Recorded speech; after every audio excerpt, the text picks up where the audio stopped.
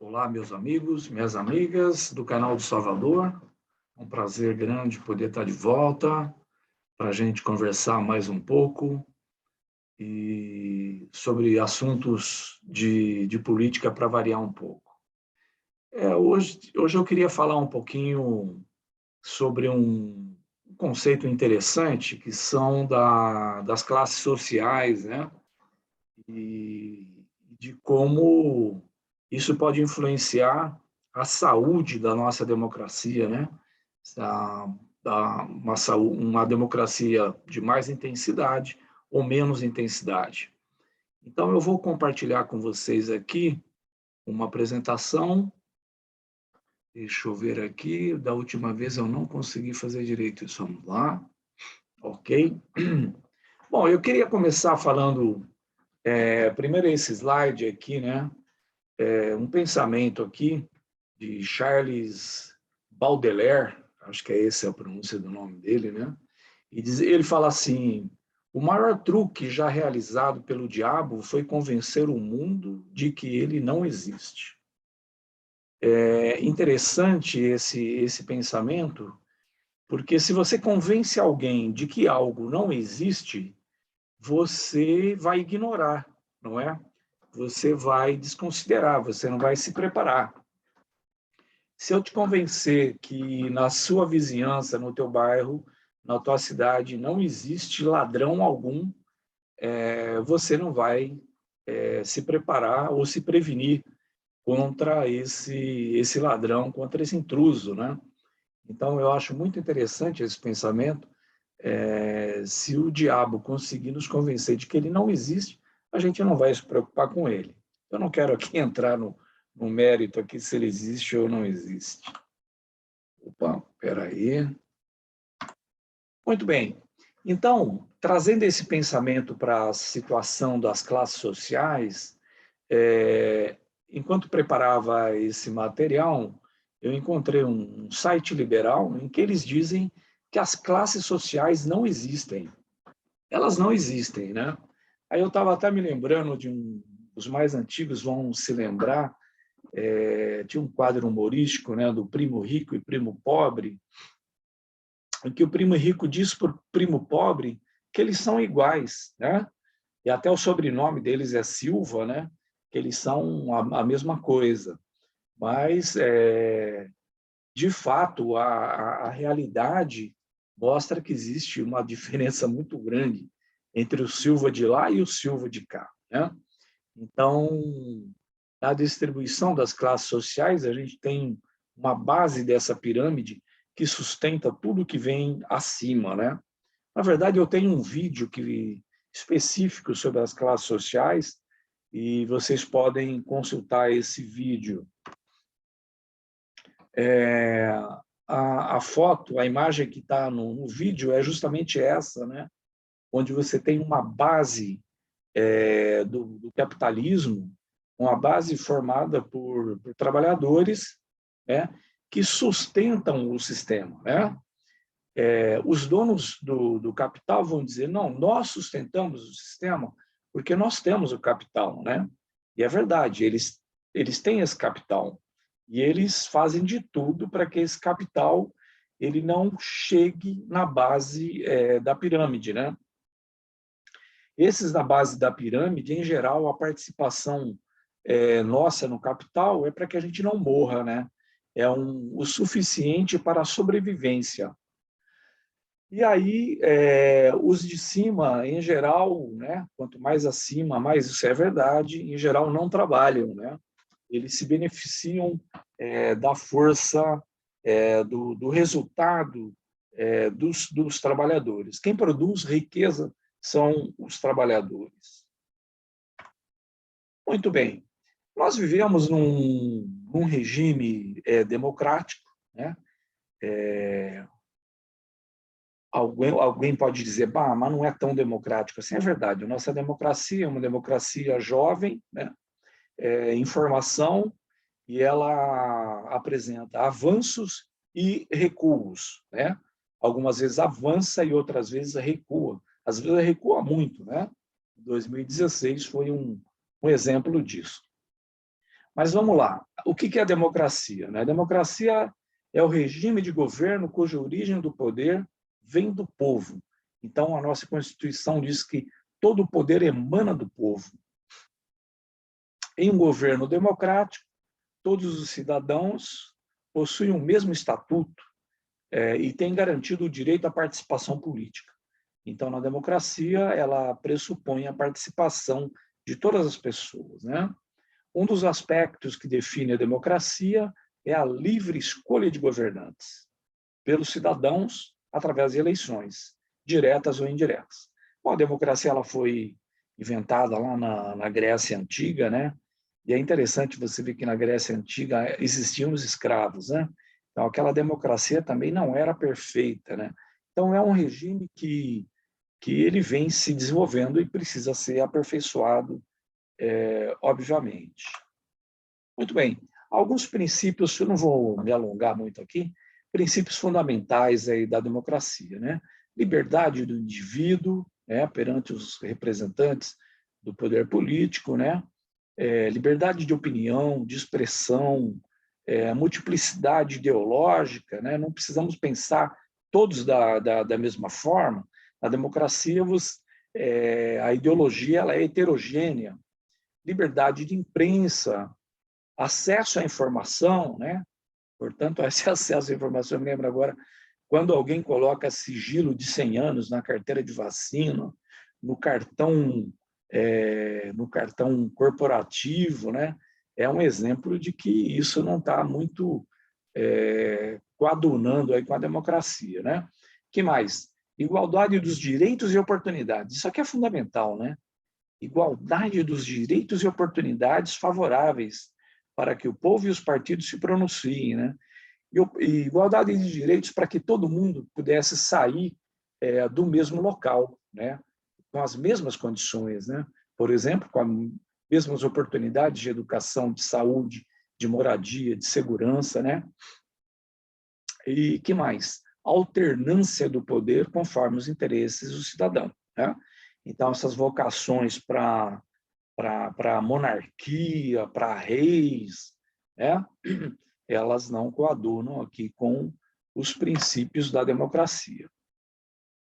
Bom, muito bem, uma pergunta que eu queria deixar aqui é o seguinte: os representantes que hoje ocupam a Casa do Povo, de fato estão nos representando? É um sentimento quase generalizado, né, que há uma cisão, né, entre a vontade do povo e o que as câmaras de vereadores, assembleias legislativas estaduais, federais, né, deputados federais e Senado, por alguma razão, a gente vê que eles chegam lá e parece que só lembram do povo no dia da eleição, né? Então, democracia não é isso, também votar uma vez a cada 2 anos, né? Ela não é isso. Ela pressupõe uma participação do povo, né? Que esses representantes, de fato, chegando lá, que eles representassem os interesses do povo, né? Muito bem, se a maioria deles, dos que estão lá na Casa do Povo, não nos representa, por que eles estão lá, né? Eles não nasceram lá, né? Eles não foram lá postos na ponta da baioneta, né? Eles foram eleitos, né? E agora, uma outra pergunta que nem está aqui, por que eles foram eleitos, então, né? Por que o povo elege pessoas que chegam lá e traem o povo, né? Por exemplo, o centrão, o chamado centrão fisiológico, né? Que está lá para fazer negócios, né? Orçamento secreto, para vender as empresas nacionais como Petrobras, Eletrobras, Banco do Brasil, Caixa Econômica, Vale do Rio Doce, que já foi para o vinagre há algum tempo, né? Por que chega lá e esses camaradas traem o povo, né? Eu estava me lembrando aqui, eu acho que essa música é dos anos 80, né? Os Paralamas do Sucesso, eles foram, em algumas ocasiões, proibidos de cantar essa música, né? Luiz Inácio, né? Eles fizeram essa música na década de 80, se não me falha a memória, e dizia assim: Luiz Inácio falou, Luiz Inácio avisou, são 300 picaretas com um anel de doutor. Luiz Inácio falou, Luiz Inácio avisou, né? 300 picaretas com um anel de doutor. Então, meus amigos, a pergunta que fica é: o que nós podemos fazer para sair dessa sinuca de bico, né? O que podemos fazer, né? No tempo da ditadura militar, tinha eu acho que ele era militar, Golbery Couto e Silva, que ele dizia que o povo vota, né? Mas em quem ele vota, as classes dominantes colocam na cabeça do povo em quem eles vão votar, né? Então, existe uma manipulação muito forte do povo para amar ou odiar, né? Eu tenho um vídeo aqui que chama 2 minutos de ódio, vocês podem olhar lá.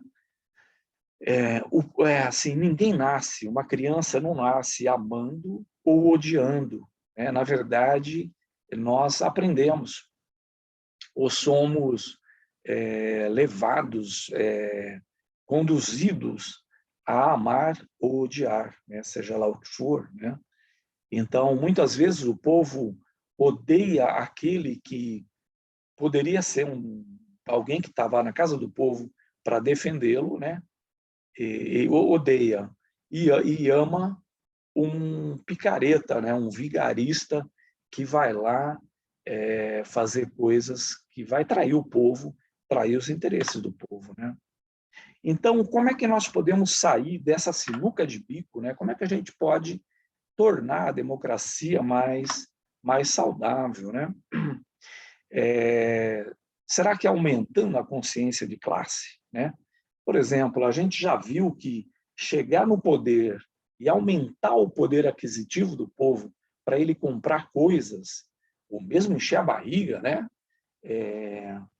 Ter mais acesso à educação, tal, isso não resolve, especialmente aumentar o poder aquisitivo, né?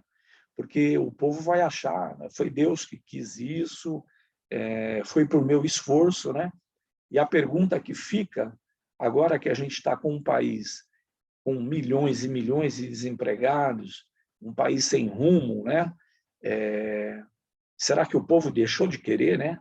Se empregar, deixou, enfim, né? Então, não basta querer, né? É preciso de um projeto coletivo para que a gente possa alcançar esses benefícios, né? Aumentar a consciência de classe, diminuir o analfabetismo político, né? A ex-prefeita e deputada Luísa Erundina, ela falou que existe analfabetos até entre aqueles que possuem diplomas universitários, né? E realmente isso é uma grande verdade, né? Muito bem. Falando de analfabetismo político, a gente tem essa declaração fantástica, né? O pior analfabeto é o analfabeto político. Ele não ouve, não fala, nem participa dos acontecimentos políticos. Ele não sabe o custo de vida. Está meio difícil não saber, na verdade, a coisa está tão alta que basta comprar uma cenoura e meia dúzia de tomate que você vai ver, né? Mas ou ele não sabe o custo de vida, o preço do feijão, do peixe, da farinha, do aluguel, do sapato e do remédio, né? Ele não sabe que tudo isso depende das decisões políticas, né? O analfabeto político é tão burro que se orgulha e estufa o peito dizendo que odeia a política. Não voto em ninguém, né? Não sou nenhum nem outro. Não sabe o imbecil que da sua ignorância política nasce a prostituta, o menor abandonado e o pior de todos os bandidos, aqueles uma boa parte que ocupa a casa do povo, né?